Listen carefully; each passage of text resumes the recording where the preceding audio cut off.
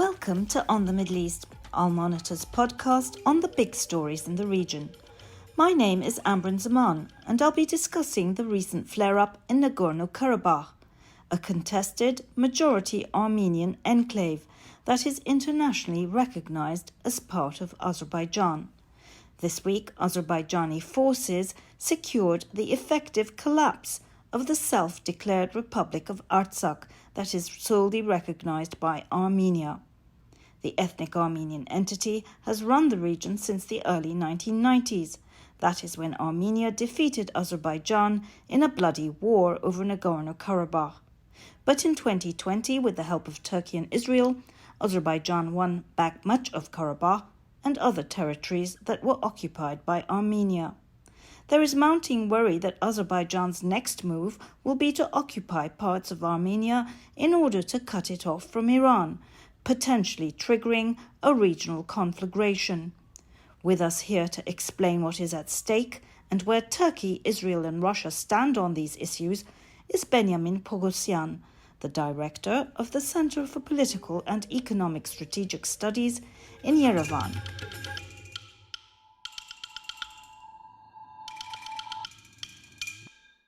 So welcome to our program, Benjamin. It's so kind of you to make the time to join us today. Hello, Ambery, and thank you for having me. So, Benjamin, can you please bring us up to date with the latest? What is happening in Nagorno-Karabakh right now? Okay, what is happening in Nagorno-Karabakh right now and in last 9 months, starting from December 2022, is Azerbaijan effort to force Nagorno-Karabakh Armenians to accept its demands and to accept Azerbaijani jurisdiction by using blockade and by using efforts to cut any supply of food and other basic goods to Nagorno-Karabakh, imposing blockade on the Lachin corridor, which is the only way which connects Nagorno-Karabakh with Armenia after November 2020 trilateral statement, which itself ended 44-day Nagorno-Karabakh war started on September 27, 2020. So basically, though, the Azerbaijanis claim that this was an environmental protest. They had these people brought in who were supposedly organizing a sit-in. But as you said, it very rapidly became clear it wasn't about this mining activities that these environmentalists, quote unquote, were supposedly objecting to, but rather, as you say, a sort of underhanded way of trying to basically bring Karabakh to its knees and get Armenia to acknowledge that Karabakh is very much officially a part of Azerbaijan, which indeed, of course, is how the rest of the world views things. But what exactly is it that Azerbaijan wants Armenia to do? Because Pashinyan, the prime minister, has pretty much said, yes, Karabakh is yours. And what he's holding out for, it seems, is some ethnic rights for the majority ethnic Armenian community there. So what does Aliyev actually want? You are right. In October 2022, Armenian Prime Minister Pashinyan signed a statement in Prague along with President Aliyev, the President of European Council Charles Michel, President of France, accepting that Nagorno-Karabakh is part of Azerbaijan, and then reiterated this position in May 2023 during Brussels negotiation with President Aliyev, facilitated by Charles Michel, and again in July 2023, again in Brussels, negotiation with President Aliyev, facilitated by Charles Michel. So what Pashinyan did was not very well welcomed by many Armenians, let's put it this way, both in Armenian diaspora. But Pashinyan's vision is that if we want to have peace and stability in South Caucasus, if we want to have stable environment around Armenia, we should normalize relations with Azerbaijan and with Turkey. And the only way to do that is to settle the Nagorno-Karabakh conflict also recognizing Karabakh as part of Azerbaijan. But what now President Aliyev wants, as far as I understand, it rejects any possibility for any international presence in Nagorno-Karabakh to secure rights of Armenians, and also President Aliyev rejects any possibility of negotiations with Nagorno-Karabakh Armenians about their rights and security. The problem is that Prime Minister Pashinyan accepted that Nagorno-Karabakh is part of Azerbaijan, but we have 120,000 Armenians which live in Nagorno-Karabakh and which were in conflict with Azerbaijan in the last 35 years. And during the last 35 years, many terrible things happened, including violations, crimes against humanity, several wars launched by Azerbaijan. And now simply to go to these people and say, okay, forget 35 years of history, everything now will be okay, just receive Azerbaijani passports without any special rights, without any international involvement, and you will live happily in Azerbaijan as Azerbaijani citizens. This simply may not work, regardless what Armenian government is doing. Now President Aliyev says that, okay, Nagorno-Karabakh Armenians have only two options, either to accept Azerbaijani passports without any status inside Azerbaijan, without any status inside Azerbaijan, without any guarantees that their rights will be protected. Either they should accept Azerbaijani citizenship and Azerbaijani passports, or they should leave. But people in Nagorno-Karabakh, whose ancestors lived in these territories for several thousand years, they are telling, okay, but why we should leave our homeland? And yes, we may discuss the possibility to be part of Azerbaijan, but look, what Azerbaijan did to Armenians in the last 35 years, and what are the guarantees that this will not be repeated in the next 5 years, 10 years, 15 years? The issue is here that both Armenia, but especially the Armenians living in Nagorno-Karabakh, they say that we are ready to negotiate with Azerbaijan. We are ready to hear what Azerbaijan is telling, but just not tell us either receive Azerbaijani passports without no real guarantees of their safety, or move from your homeland. This is not going to be accepted by Armenians in Nagorno-Karabakh, even if, for whatever reasons, Armenian government will accept this solution. At the end of the day, this is not the issue of Prime Minister Pashinyan or Republic of Armenia government. This is the issue of 120,000 people who are living in Nagorno-Karabakh and who are telling we are not going to leave our homeland, but also we are not going to accept Azerbaijani offer to receive Azerbaijani passports without any guarantees that we are not going to be killed or we are not going to be forced to leave. So this is a really very difficult situation in the end, because what kind of leverage ultimately do the people of Karabakh have, or Armenia itself? Armenia looks pretty isolated to me. And one of the gambles that your prime minister made was that if he could start dialogue with Turkey, Turkey could somehow engage positively in this process. And, you know, given its influence over Azerbaijan, let's face it, if it were not for Turkey, perhaps Azerbaijan would not have won that last war. But that gamble doesn't seem to be paying off, because if anything, it seems Turkey is encouraging Azerbaijan in its hawkishness, in its obduracy, and indeed also encouraging Azerbaijan with its other demand, which is to open this corridor between Nakhchivan and Baku that would effectively cut off Armenia from Iran. Regarding the leverages, first of all, Armenians in Nagorno-Karabakh, 120,000 people, what leverage they have? Not much, especially if they should resist 8 million Azerbaijan. But still, there is a Nagorno-Karabakh Defense Army, and people are determined there to fight. Of course, we all understand that if Azerbaijan takes Nagorno-Karabakh and no one intervenes, neither Armenia nor anyone else, yes, Nagorno-Karabakh Armenians may resist 1 day, 3 days, 1 week, 2 weeks, maybe 1 month, but at the end of the day, there will be a slaughter of Armenians in Nagorno-Karabakh.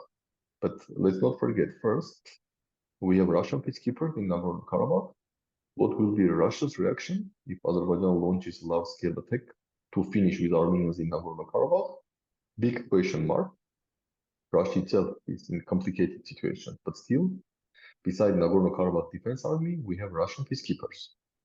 Regarding Armenia, yes, military balance is in favor of Azerbaijan, which bought and continues to buy huge amount of weapons from Turkey, from Israel, partly from Pakistan, and definitely military balance is in favor of Azerbaijan.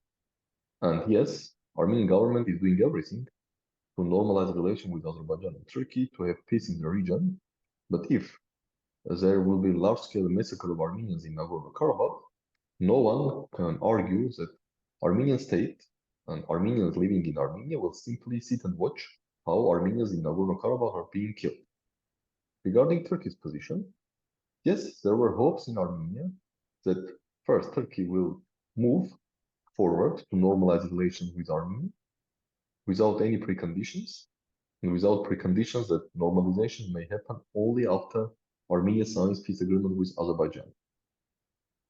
And also there were hopes that Turkey may use its influence over Azerbaijan to somehow also convince President Aliyev that, look, Armenia agrees that Karabakh should be part of Azerbaijan, but Armenia cannot agree that Armenians are going to be slaughtered, are going to live as a third, fourth, or fifth citizens without any basic dignity. Please start meaningful negotiations to secure rights of Armenians who live in Azerbaijan. Unfortunately, Turkey did neither first thing nor second thing. So Turkey still clearly states that there is a precondition. Armenia-Turkey normalization is possible only if Armenia signs peace agreement with Azerbaijan. And Turkey rejects any possibility to convince President Aliyev to discuss any options for real guarantees of rights and security of Armenians in Nagorno-Karabakh. So currently we are in a sort of impasse when Armenian government made significant concessions and made steps which are politically very harmful. Just a few days ago, we had the municipal elections in Yerevan, capital of Armenia, and approximately 45% of population of Armenia lives in Yerevan. It's almost half. And if immediately after the Velvet Revolution, Pashinyan's party in the same Yerevan municipal elections won 80% of votes, 2 days ago, Pashinyan party received only 32.5% of votes, losing hundreds of thousands of voters in the capital Yerevan, which is another sign that Pashinyan's policy to recognize Karabakh as part of Azerbaijan is not welcomed by significant majority of Armenians in Armenia. But despite all this, Prime Minister decided to push forward this peace agenda. But again, no one should expect that even current Prime Minister, who is publicly stating that my vision is a peaceful and stable South Caucasus when Armenia has normal relation with Azerbaijan and Turkey, but it does not mean that the current Prime Minister is okay to see that Armenians are being killed in Nagorno-Karabakh or being pushed away from Nagorno-Karabakh. And as I mentioned, regardless what the Prime Minister itself thinks and what his vision is, the majority of Armenians in Armenia and absolute everyone in Nagorno-Karabakh will never accept this vision that either we should suffer without any dignity, without any rights, or we should leave Nagorno-Karabakh. And let's not forget that, unfortunately for us, Azerbaijan has a huge record of mistreatment toward other ethnic minorities in Azerbaijan, Lesbians, Talish, and others, and also toward its own citizens. Simply go to the reports of the US State Department or any credible international organizations like Human Rights Watch, Freedom House, and etc. And you will see terrible stories what's happening inside Azerbaijan against ethnic Azerbaijanis and against other ethnic minorities who are citizens of Azerbaijan. In these circumstances, simply to say to Armenians, okay, receive Azerbaijani passport and live happily in Azerbaijan, it sounds more like a mockery. Well, let's talk a little bit about the external actors here. You mentioned Russia, and as you say, Russia is in a very sticky position at the moment because of Ukraine. And obviously, Azerbaijan has become more important in the light of the fact that Russia is able to sell its oil through Azerbaijan, marketed as Azeri oil. And therefore, it has to keep Aliyev on an even keel. At the same time, as you said, Turkey is clearly not stepping up to the plate in terms of playing a constructive role here. Then we have Iran, of course. Can we talk about Iran a little bit? And of course, speaking to my point about this other part of Armenia that is clearly coveted by Azerbaijan. Iran's policy in South Caucasus is very clear. First, Iran is against any change of borders, including change of borders of Armenia, through military or non-military means, to establish the land corridor from Azerbaijan via Nakhichevan to Turkey. And Iranian leadership, including Supreme Leader Khamenei, stated very clearly that Iran will not tolerate the closure of its land border with Armenia. Let's not forget that it's not only land border between Iran and Armenia, it's only land border between Eurasian Economic Union and Iran. And Iran and the Eurasian Economic Union are going to sign a free trade agreement, and Armenia is a member of the Eurasian Economic Union. So it's not only about bilateral Iran-Armenian relations. Second, Iran is absolutely unhappy to see growing Azerbaijani ties in defense, security. Iran believes that Azerbaijan effectively allows Israel to use its territory for different kind of anti-Iranian activities. Thus, Iran is concerned that its adversaries may use the existence of 20-25 million Azeri-speaking population in Iran as a leverage to further destabilize the situation in Islamic Republic of Iran. And in this context, if Azerbaijan opens the called Zangezur corridor via Armenia, which will link Azerbaijan to Nakhichevan and Turkey, then entire northern Iran will be surrounded by Turkic population. It will be Turkey, it will be Nakhichevan, populated by Azeris, it will be Armenian Sunni under Azerbaijani control, and then it will be Azerbaijan up to Caspian Sea. So all these are the threats to the vital Iranian interests. But again, Iran was very clear that Iran will not tolerate any change of borders, including change of borders of Armenia, which may threaten or jeopardize Iran-Armenia land border, Iran-Eurasian Economic Union land border. And in 2021, in 2022, and also in 2023, Iran launched large-scale military drills along Iran-Azerbaijan and Iran-Nakhichevan borders, sending signals to Azerbaijan that if Azerbaijan launches military attack against Armenia to open by force the so-called Zangezur corridor, then Iran also may intervene militarily, which may have a spillover effects and trigger a huge regional war in West Asia.